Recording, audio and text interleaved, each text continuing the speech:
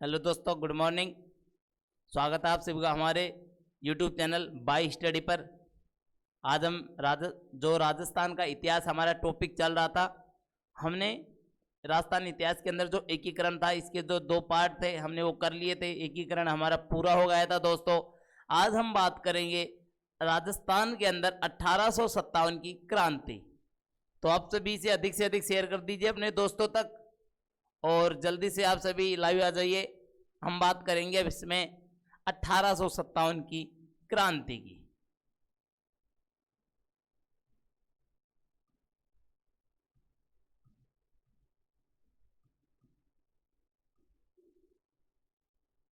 राजस्थान के अंदर जो 1857 की क्रांति है, हम उसकी बातें करेंगे। किस प्रकार से इस क्रांति की शुरुआत होती है, क्या कारण रहे होंगे कि क्रांति करनी पड़ी, या फिर हमारे क्या कारण थे कि हमने अंग्रेजों के साथ सहायक संधि की, ईस्ट इंडिया कंपनी के साथ हमने सहायक संधि की। ये सारी बातें आज हम जानते हैं 1857 की क्रांति में। तो सबसे पहले 1707 के अंदर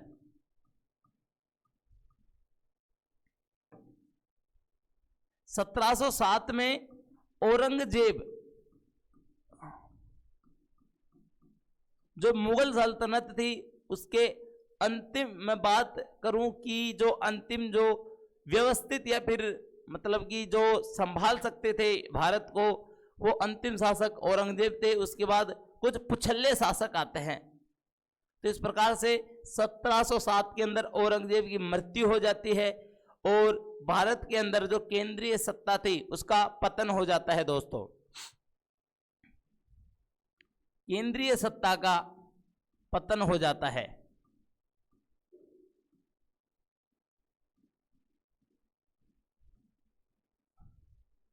औरंगजेब की मृत्यु पर केंद्रीय सत्ता का पतन हो जाता है। अब केंद्रीय सत्ता का पतन हो गया तो जो सभी जो रियासतें थी, छोटी बड़ी रियासतें, वो अपने राज्य को सुव्यवस्थित करने, उसका विस्तार करने और सुरक्षित करने के लिए अनेक प्रयास करती है। और लगभग पूरे देश के अंदर ही ये एक भूकंप, या मैं बोल दूं कि एक हलचल सी मच जाती है। तो सभी राजा महाराजा थे, अपनी रियासत को सुरक्षित करना चाहते हैं, विस्तार बढ़ाना चाहते हैं। तो इसी के क्रम में आगे बढ़ते हैं। जब हम राजस्थान की बात करते हैं तो राजस्थान में भी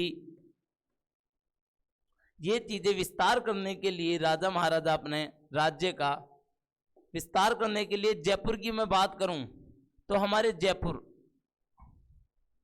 जो पिंक सिटी है, गुलाबी नगरी है, इसकी बात करूं तो जयपुर के महाराजा थे सवाई जयसिंह। सवाई जयसिंह। और इधर मैं बात करूं बूंदी की तो हमारे बूंदी के महाराजा थे बुद्ध सिंह।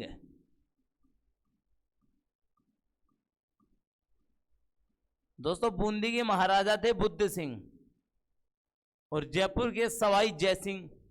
तो सवाई जयसिंह अपने राज्य के विस्तार के लिए, या फिर कोई भी राजा था जो अपने राज्य के विस्तार के लिए दूसरे राज्य से संबंध बढ़ाता था, उनसे अपनी बहन बेटी या स्वयं की शादी रचता था और अपने राज्य का विस्तार करने का प्रयास करता था।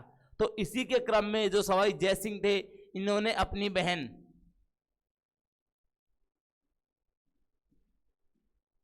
अमर कुंवरी, नाम था अमर कुंवरी, इसका विवाह कर देते हैं बुद्ध सिंह के साथ। अमर कुंवरी का विवाह बुद्ध सिंह के साथ कर दिया जाता है। ठीक है दोस्तों। अब इसके साथ जब विवाह हो जाता है बुद्ध सिंह के, तो अमर कुंवरी के कोई संतान नहीं होती है।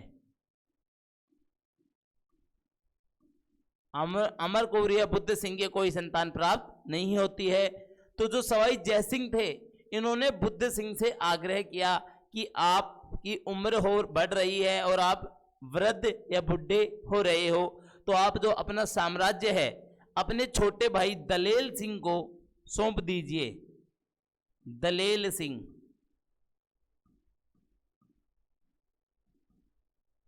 हाँ, गुड मॉर्निंग दोस्तों। बिल्कुल आप सभी जल्दी से लाइव आ जाइए और दोस्तों तक भी इसे शेयर कर दीजिए जितना अधिक हो सके। यदि वीडियो अच्छा लग रहा है तो यार प्लीज इसे लाइक और कर दीजिए, मजा आ जाएगा। देखिए अब दलेल सिंह की बात करते हैं। ये बुद्ध सिंह का छोटा भाई था। ये कहते हैं कि बुद्ध सिंह अपना जो साम्राज्य है वो दलेल सिंह को सौंप दीजिए। तो बुद्ध सिंह सवाई जय सिंह की बात मान लेता है क्योंकि उनका कोई उत्तराधिकारी नहीं था, उनकी कोई संतान नहीं थी, तो दलेल सिंह को सौंप दिया जाता है। तो सवाई जो जय सिंह थे अब ये क्या कार्य करते हैं कि इनकी एक पुत्री थी, पुत्री का नाम था चंद्र कंवरी। पुत्री का नाम था चंद्र कंवरी। अब ये जो चंद्र कंवरी है इसका विवाह किससे कर दिया जाता है दोस्तों? दलेल सिंह से। दलेल सिंह से चंद्र कुंवरी का विवाह कर दिया जाता है। चंद्र कुंवरी कौन थी? सवाई जय सिंह की पुत्री थी। अब जो अमर कुंवरी है ये इसका क्या करती है? विरोध करती है। विरोध क्यों करती है? ये सवाई जय सिंह से भी ये बातें कहती है कि चंद्र कुंवरी का विवाह दलेल सिंह से क्यों किया जाता है। और जबकि सवाई जय सिंह जानता था कि अब इनका तो कोई उत्तराधिकारी हुआ नहीं, तो चंद्र कुंवरी का जो उत्तराधिकारी होगा वही कोटा का या बूंदी का शासक बनेगा, महाराज बनेगा और अपने अंडर ही वो काम करेगा क्योंकि वो उसका दोहता और उसके नाना जी बन जाएंगे। तो इस प्रकार से इन्होंने अपनी पुत्री की विवाह भी दलेल सिंह से कर दिया जाता है। लेकिन दोस्तों संयोगवश कुछ समय बाद जो अमर कुंवरी है, जो बुद्ध सिंह है, इनके एक संतान, कुछ वर्षों बाद एक संतान उत्पन्न होती है। थोड़ा नीचे देखते हैं इसे। अब कुछ समय बाद जो अमर कुंवरी और बुद्ध सिंह है इनके एक संतान, यहां लिखते हैं हम, एक संतान उत्पन्न होती है दोस्तों। अब जो थी उसका नाम था उम्मेद सिंह।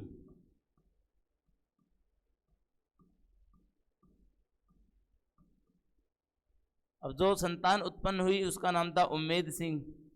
अब ये बड़े ही संकट में फंस गए कि जो उत्तराधिकारी है वो दलेल सिंह होगा या फिर बुद्ध सिंह का पुत्र उम्मेद सिंह होगा, क्योंकि जो राजा है बुद्ध सिंह ने दलेल सिंह को बना दिया था, पूरा जो राजपाट था वो दलेल सिंह को सौंप दिया था। लेकिन अब उम्मेद सिंह पैदा हो जाता है, बुद्ध सिंह के संतान प्राप्त हो जाती है दोस्तों। तो ये बड़ी ही विकट समस्या उत्पन्न हो जाती है। तो अब इसके लिए क्या किया जाता है दोस्तों? इसके लिए बुद्ध सिंह ने और जो अमर कुंवरी है, अमर कुंवरी व बुद्ध सिंह, दोस्तों अमर कुंवरी और बुद्ध सिंह ने मदद मांगी। किससे मांगी मदद? तो ये एक मराठा व्यक्ति थे जिसका नाम था मल्लराव होलकर। मल्लराव होलकर इस व्यक्ति का नाम था। बुद्ध सिंह और अमर कुंवरी ने इनसे मदद मांगी। मल्लराव होलकर मदद करते हैं। जो ये मराठा व्यक्ति थे मल्लराव होलकर,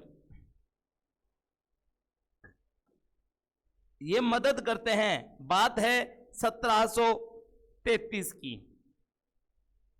ये मदद करते हैं मल्लराव होलकर और राजस्थान के अंदर मराठों का हस्तक्षेप शुरू हो जाता है। तो आगे जब ये अनेक जो राजा थे वो मराठों का साथ या मदद मांगते हैं और जिससे पूरे राजस्थान के अंदर मराठों का हस्तक्षेप हो जाता है। जो हमारी जैसलमेर और जो बीकानेर रियासत थी यहां पर मराठों का हस्तक्षेप नहीं होता है। दो रियासतें दोस्तों, जैसलमेर और बीकानेर, इन दो रियासतों के अंदर मराठों का हस्तक्षेप नहीं होता है।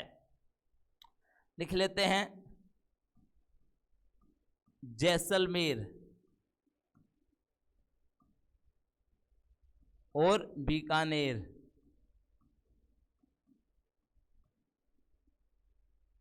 यहां पर इनका हस्तक्षेप नहीं होता है। जैसलमेर और बीकानेर में इनका हस्तक्षेप नहीं होता है और पूरे राजस्थान के इनका हस्तक्षेप हो जाता है। जो मराठा थे इन्हीं के साथ पिंडारी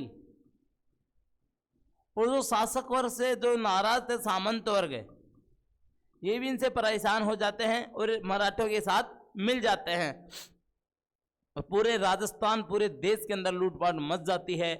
तो इससे परेशान होकर, इस लूटपाट से परेशान होकर, क्योंकि जो मराठा थे उन्हें जब पता चला कि यार हस्तक्षेप से ज़्यादा अच्छा तो लूटपाट है, उसके अंदर ज़्यादा धन मिलता है, और जो मराठे थे उस समय धन पर ज़्यादा ध्यान देते थे दोस्तों। तो पूरे राजस्थान के अंदर जब लूटपाट बढ़ जाती है तो जो राजा वर्ग थे, जो शासक वर्ग था, ये बहुत ही ज़्यादा परेशान हो जाता है दोस्तों और ईस्ट इंडिया कंपनी के साथ सहायक संधि कर लेता है। सबसे पहले 1817 में करौली के मदन पाल सिंह ने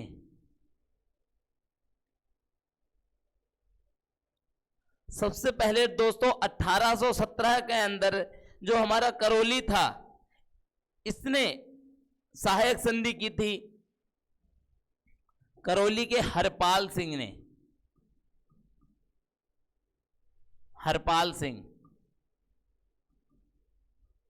1817 के अंदर दोस्तों करौली के हरपाल सिंह ने ईस्ट इंडिया कंपनी से, EIC लिख देता हूं, ईस्ट इंडिया कंपनी से सहायक संधि की।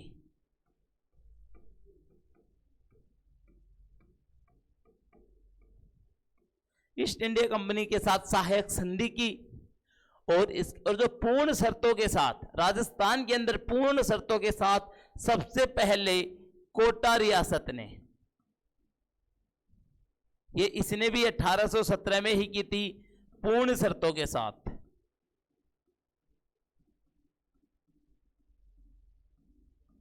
पूर्ण शर्तों के साथ कोटा रियासत ने ईस्ट इंडिया कंपनी के साथ संधि कर ली।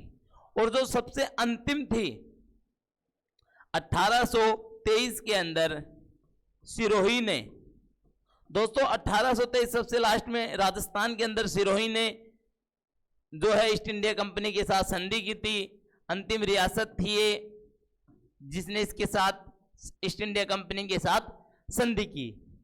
जो सिरोही थे, सिरोही के शासक थे शिव सिंह। तो सबसे अंत में सिरोही ने की थी। एक क्वेश्चन और पूछ लेता है कि राजस्थान में ईस्ट इंडिया कंपनी के साथ संधियां कब हुई, तो उसके अंदर ऑप्शन आते हैं 4। तो उसमें राजस्थान के अंदर जो लगभग हैं सारी सभी संधियां 1817-18 में पूर्ण हो जाती है। कोई दो एक दो रियासत थी जिन्होंने बाद के अंदर संधियां की वरना दोस्तों अधिक से अधिक जो रियासतें थी उन्होंने 1817-18 के अंदर संधियां कर लेते हैं। तो इस प्रकार से राजस्थान के अंदर ईस्ट इंडिया कंपनी के साथ संधियां होती हैं। बाद में जब इनसे भी परेशान दुखी हो जाते हैं राजा महाराजा और जो देसी जो मतलब जो जनता थी वो इनसे जब परेशान हो जाती है तो उन्होंने क्रांति का बिगुल बजाते हैं। इन चीजों को एक बार और देख लेते हैं दोस्तों। ये देखिए 1857 की क्रांति, 1707 के अंदर जो औरंगजेब थी उनकी मृत्यु हो जाती है और जो केंद्रीय सत्ता है उसका पतन हो जाता है। तो उसके बाद जो सभी देसी रियासतें थी वो अपने राज्य को विस्तार करने के लिए, बढ़ाने के लिए अनेक प्रयास करते हैं। जयपुर के जो सवाई जयसिंह थे इन्होंने अपनी बहन अमर कुंवरी का विवाह बूंदी के महाराजा बुद्ध सिंह के साथ कर देते हैं, लेकिन बुद्ध सिंह और अमर कुंवरी को कोई संतान प्राप्त नहीं होती है। तो जो सवाई जयसिंह थे उन्होंने बुद्ध सिंह से कहा कि आप अपने जो छोटा भाई दलेल सिंह है इनको अपना शासन सौंप दीजिए, क्योंकि आपका जो वृद्धावस्था है वो भी स्टार्ट हो रही है। तो सवाई जयसिंह के कहने पर बुद्ध सिंह ने अपना जो राजपाट था, शासन था, वो दलेल सिंह को सौंप देते हैं। तो दोस्तों दलेल सिंह को जब सौंप देते हैं तो सवाई जयसिंह अपनी पुत्री चंद्र कुंवरी का विवाह दलेल सिंह के साथ कर देते हैं दोस्तों, जिसका विरोध कौन करती है? अमर कुंवरी करती है। अमर कुंवरी क्यों करती है? क्योंकि जो शासक था दलेल सिंह बन गया था और इन्हीं का जो पुत्र होगा वो उत्तराधिकारी होगा और अमर कुंवरी के कोई संतान नहीं थी। तो इस वजह से अब आगे जब देखते हैं तो संयोगवश अमर कुंवरी और बुद्ध सिंह को एक संतान प्राप्त होती है जिसका नाम होता है उम्मेद सिंह, जो आगे चलकर हमारे कोटा के महाराजा बनते हैं, जो हम शासकों के अंदर पढ़ेंगे दोस्तों। तो उम्मेद सिंह जब पैदा होता है तो अब समस्या ये आ गई कि जो बूंदी का जो शासक है या उत्तराधिकारी है वो कौन होगा, बुद्ध सिंह होगा, दलेल सिंह होगा या फिर उम्मेद सिंह होगा, क्योंकि शासक था जो सारा दलेल सिंह को सौंप दिया था बुद्ध सिंह ने। तो अब इसके लिए क्या किया जाता है, जो बुद्ध सिंह और अमर कुंवरी है, इसने दोस्तों मराठा व्यक्ति थे मल्लराव होलकर, इनसे सहायता मांगी थी मल्लराव होलकर से सहायता मांगी। तो मल्लराव होलकर ने सहायता की। 1733 की बातें थी और राजस्थान के अंदर मराठों का हस्तक्षेप शुरू हो जाता है।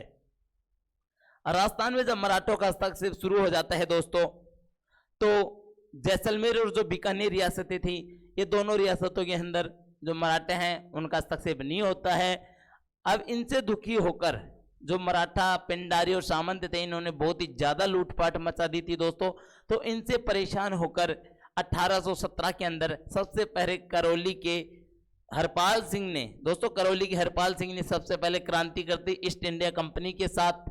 उसके बाद कोटा ने 1817 के अंदर ही पूर्ण शर्तों के साथ सबसे पहले ईस्ट इंडिया कंपनी के साथ संधि की। और जो सबसे अंतिम रियासत थी सिरोही, 1823 के अंदर सिरोही के शिव सिंह ने इसके साथ संधि की ईस्ट इंडिया कंपनी के साथ।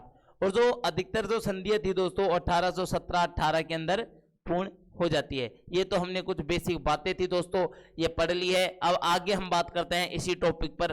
दोस्तों वीडियो अच्छा लग रहा है तो वीडियो को लाइक कीजिए, शेयर कीजिए। अब देखिए दोस्तों, ये तो संधि हो गई ईस्ट इंडिया कंपनी के साथ। अब जो ईस्ट इंडिया कंपनी है, इनसे भी परेशान हो जाते हैं शासक वर्ग। वो किस प्रकार से हो जाते हैं वो और हम बातें कर लेते हैं। एक बार आप अपने दोस्तों तक इसे अधिक से अधिक शेयर कर दीजिए दोस्तों। अब देखिए परेशान हो गए इनसे।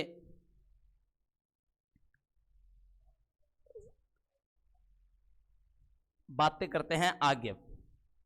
तो 1832 के अंदर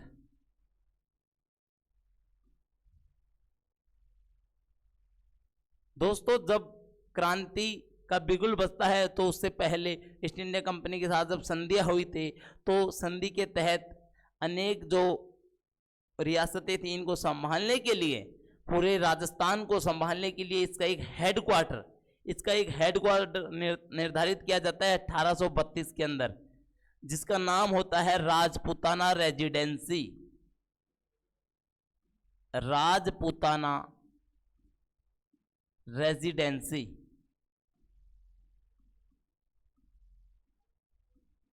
दोस्तों 1832 में राजपूताना रेजिडेंसी की स्थापना की जाती है। अब इस राजपूताना रेजिडेंसी की स्थापना करते हैं तो इसके लिए एक पद भी नियुक्त किया जाता है। पद क्या था दोस्तों? एजीजी। देखिए भारत के अंदर जो पूरे भारत को व्यवस्था को संभालने के लिए जीजी होता है, अर्थात गवर्नर जनरल होते हैं, तो वो गवर्नर जनरल प्रत्येक राज्य के लिए एक अपना एजीजी नियुक्त करते हैं। और 1832 में जब राजस्थान में भी राजपूताना रेजिडेंसी की स्थापना हुई, तो यहाँ भी एक एजीजी नियुक्त किया जाता है लॉर्ड कैनिंग के द्वारा। तो वो क्या नियुक्त किया जाता है दोस्तों? तो ये नियुक्त किया जाता है मिस्टर लॉकेट। 1832 के अंदर जो एजीजी थे राजस्थान के, उनका नाम था मिस्टर लॉकेट। ठीक है दोस्तों, ये 1832 में थे मिस्टर लॉकेट। और जो राजपूताना रेजिडेंसी है, इसकी स्थापना कहाँ की गई थी दोस्तों? तो अजमेर के अंदर इसकी स्थापना की गई थी। अजमेर में इसकी स्थापना की गई थी। अब दोस्तों देखें तो अंग्रेज जो लोग थे उनको गर्मी बहुत ही ज्यादा लगती थी, इस वजह से इन्होंने इसका एक सब हेडक्वार्टर या फिर मैं कहूं इसका एक और विभाग खोल दिया जाता है 1845 के अंदर। दोस्तों 1845 में कहां पे खोला जाता है दोस्तों इसका एक और विभाग? तो आबू के अंदर, क्योंकि जो हमारा आबू था वो ऊंचाई पर स्थित होने के कारण, जो 1200 मीटर ऊंचाई पर स्थित है माउंट आबू, तो ऊंचाई पर स्थित होने के कारण वहां पर एक तो गर्मी बहुत ही कम होती थी दोस्तों, तो इस गर्मी, इस वजह से जो अंग्रेज लोग थे, अंग्रेज शासक वर्ग था, वो गर्मियों के समय अर्थात अप्रैल मई जून जुलाई के समय दोस्तों माउंट आबू चला जाता था, और इसके अलावा बाकी समय में अजमेर दुर्ग या फिर राजपुताना रेजिडेंसी में रहता था। अब बात करते हैं 1857 की क्रांति में। दोस्तों 1857 की क्रांति के समय जो एजीजी थे, एजीजी वो थे George Patrick Lawrence, George Patrick Lawrence. George Patrick Lawrence 1857 की क्रांति के समय दोस्तों एजीजी थे, हमारे एजेंट टू गवर्नर जनरल थे। अब जो एजेंट टू जो गवर्नर जनरल होते हैं, ये भी अपने अंडर पॉलिटिकल एजेंट रखते हैं, कि प्रत्येक जो मुख्य जो रियासतें थी उनके अंदर एक पॉलिटिकल एजेंट नियुक्त किया जाए, जिससे प्रत्येक रियासत की जो खबर थी वो भी हमें पता चलती रहे दोस्तों। तो जो एजीजी थे, अब इन्होंने अपने नीचे क्या, पॉलिटिकल एजेंट, पीए, पॉलिटिकल एजेंट नियुक्त करते हैं। अलग अलग रियासतों के अंदर अलग अलग पॉलिटिकल एजेंट नियुक्त करते हैं। तो इसकी हम बात कर लेते हैं दोस्तों, किस प्रकार से ये पॉलिटिकल एजेंट थे जो नियुक्त किए गए थे।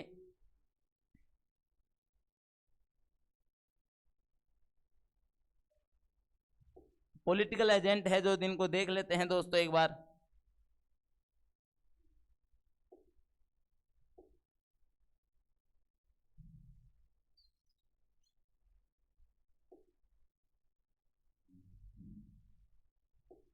अब ये देखिए दोस्तों,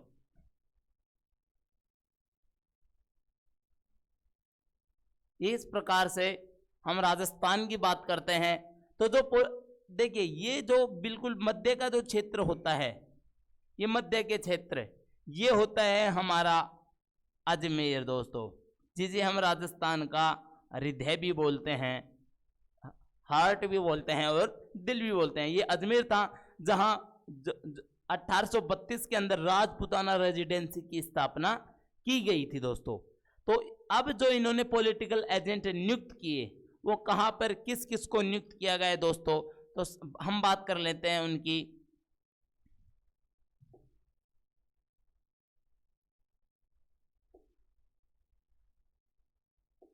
ये देखिए दोस्तों, यहां पर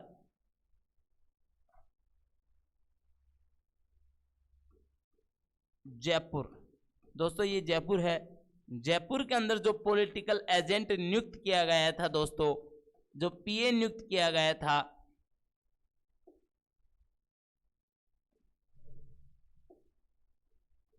पॉलिटिकल एजेंट नियुक्त किया गया था, उसका नाम था दोस्तों ईडन।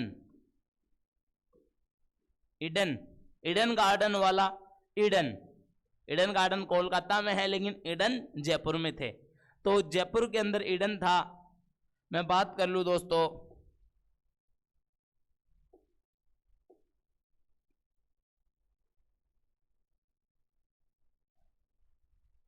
या फिर हम ऐसे,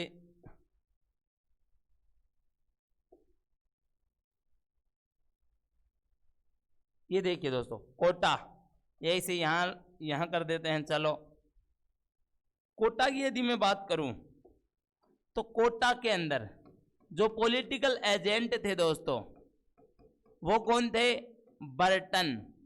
बटन, कोर्ट में बटन होता है, तो कोटा के अंदर बर्टन होता है दोस्तों। ठीक है, अब मैं आगे बात करूं इसके अलावा उदयपुर की दोस्तों, तो उदयपुर की यदि मैं बात करता हूं, उदयपुर, उदयपुर का तो पॉलिटिकल एजेंट था दोस्तों। अब देखिए, उदयपुर है झीलों का शहर। झीलों का शहर मतलब शावर, शावर हम बोलते हैं, जैसे पानी जो झरने होते हैं, तो झरने हैं उदयपुर के अंदर, तो झीलों का शहर है। तो मेजर जो शावर्स हैं वो हमारे उदयपुर के, या फिर मैं बात करूं मेवाड़ के जो पॉलिटिकल एजेंट थे, उदयपुर के पॉलिटिकल एजेंट मेजर शावर्स। इसके अलावा मैं बात करूं दोस्तों जोधपुर की, तो जोधपुर का और देख लेते हैं हम। जोधपुर दोस्तों, जोधपुर के जो पॉलिटिकल एजेंट थे, जो जोधपुर के जो पीए थे, वो थे मैक मोशन, मैक मोशन। ये जोधपुर के पॉलिटिकल एजेंट थे दोस्तों। और इसके अलावा एक और थे हमारे भरतपुर के। भरतपुर के कौन थे? भरतपुर के मोरिशन। अब देखिए इन चीजों को हमें याद करना बहुत ही जरूरी है दोस्तों। ये चीजें याद करने से ही, क्योंकि एग्जाम्स के अंदर इनका क्वेश्चन सीधा सीधा पूछ लेता है कि 1857 की क्रांति के समय जयपुर के जो पॉलिटिकल एजेंट थे वो कौन थे। तो हमें ये चीजें सीधा याद रखनी है। जयपुर के थे ईडन। ईडन गार्डन कोलकाता में है, लेकिन हमारे जयपुर के अंदर ईडन थे। इसी प्रकार मैं बात करूं कोटा, कोटा का जो पॉलिटिकल एजेंट था वो था बटन, क्योंकि कोट के अंदर बटन लगा होता है दोस्तों। तो कोटा का बटन। आप इसे अधिक से अधिक शेयर कर दीजिए दोस्तों यदि आपको वीडियो अच्छा लग रहा है तो। कोटा का बटन था। बात कर लूं उदयपुर की दोस्तों, तो उदयपुर के अंदर देखो झीलें हैं, झरने हैं, झरने हैं तो शावर्स हैं। तो उदयपुर के थे मेजर शावर्स पॉलिटिकल एजेंट। बात कर लेते हूं जोधपुर की, तो जोधपुर के दोस्तों पॉलिटिकल एजेंट जो होते हैं मैक मोशन। बात कर लूं यदि मैं भरतपुर की, तो भरतपुर के जो पॉलिटिकल एजेंट थे वो थे हमारे मोरिसन, जो मुख्य रूप से जयपुर, कोटा, उदयपुर और जोधपुर, ये चार ही नाम आते हैं दोस्तों। जो अजमेर है, अजमेर के अंदर दोस्तों हमारा क्या था? राजपूताना रेजिडेंसी। राजपूताना रेजिडेंसी अजमेर में थी। इसके अलावा जो माउंट आबू या सिरोही होता है हमारा, सिरोही आबू के अंदर भी इसका जो सेकंड हेडक्वार्टर या सब हेडक्वार्टर होता है वो होता है। ठीक है दोस्तों, इस राजपूताना रेजिडेंसी का। अब इसी के अंदर देखिए जो कुछ मुख्य बातें और हैं, क्योंकि जो जहां पर ये जो पॉलिटिकल एजेंट नियुक्त किए जाते हैं वहां के जो राजा महाराजा थे उनकी भी हम यदि बात कर लें, क्योंकि एग्जाम्स के अंदर पूछ लिया जाता है कि राजस्थान के 1857 की क्रांति के समय उदयपुर के महाराजा कौन थे जिनके समक्ष पॉलिटिकल एजेंट मेजर शावर्स थे। तो ये क्वेश्चन भी पूछ लिया जाता है। तो ये चीजें हम एक बार आगे देख लेते हैं।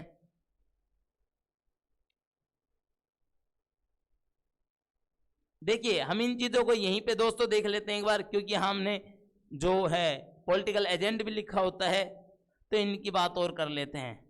उदयपुर के जो महाराजा थे या शासक थे, राणा थे, तो स्वरूप सिंह,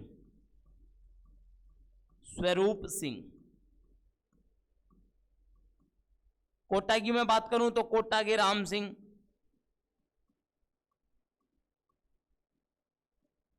यदि मैं बात करूं जयपुर की, तो जयपुर के भी राम सिंह ही थे।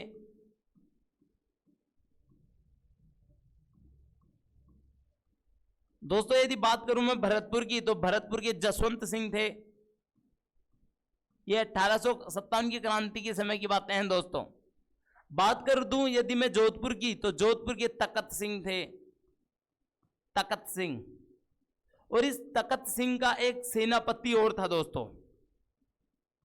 तकत सिंह का सेनापति था ओनार सिंह, ओनार सिंह।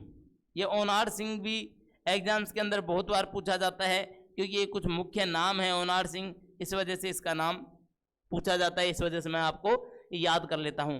देखिए जयपुर के जो महाराजा थे वो राम सिंह। कोटा की बात करूं तो उनका नाम भी राम सिंह ही था, राम सिंह सेकंड थे ये। ठीक है, बात कर लूं यदि मैं अपने उदयपुर की, तो उदयपुर के महाराजा थे मेजर स्वरूप सिंह। बात कर रहे थे हम भरतपुर की, तो भरतपुर के थे जसवंत सिंह दोस्तों। और जोधपुर के थे तकत सिंह, जिनका सेनापति था ओनार सिंह। तो ये चीजें एक बार हो गई है, इनको आप एक बार रिपीट और कर लेना कि राजपूताना रेजिडेंसी की स्थापना अजमेर में की गई थी, 1832 में की गई थी।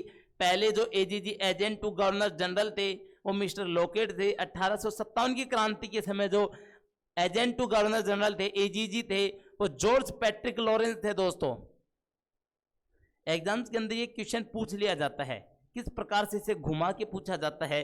वो पूछता है कि राजपूताना रेजिडेंसी के अध्यक्ष थे या पहले अध्यक्ष थे।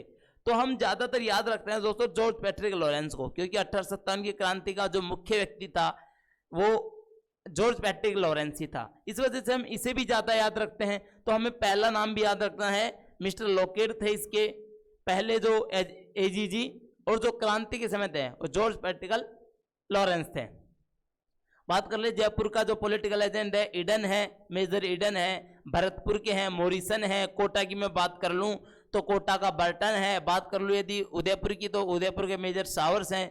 बात कर ले यदि हम जोधपुर की दोस्तों तो वो है मॉरिसन मैकमोसन दोस्तों। अब आगे हम बात करते हैं,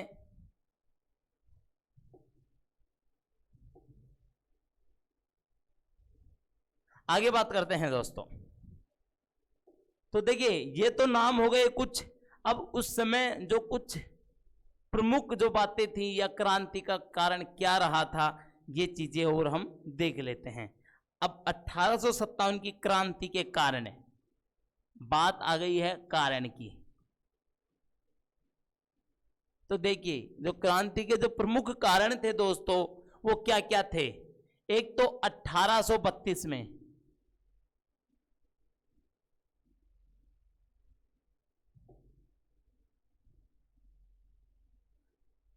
देखिए दोस्तों, पहली बातें तो यह है कि जो क्रांति के समय जो मुख्य कारण थे वो अनेक प्रकार के थे।